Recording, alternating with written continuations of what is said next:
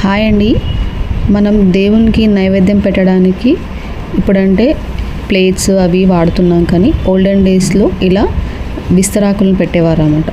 ఈ విస్తరాకులను మర్రాకులతో చేసేవారు. ఈ విస్తరాకులు కుట్టడం చాలామందికి రాదు. ఈ విస్తరాకులను ఎలా కుట్టాలో ఈ వీడియోలో మీకు క్లియర్గా చూపిస్తున్నాము. మీకు అర్థం కాకపోతే వీడియోని ఒకసారి లూప్లో మళ్ళీ చూసి ట్రై చేయండి, ఈజీగా అర్థమవుతుంది.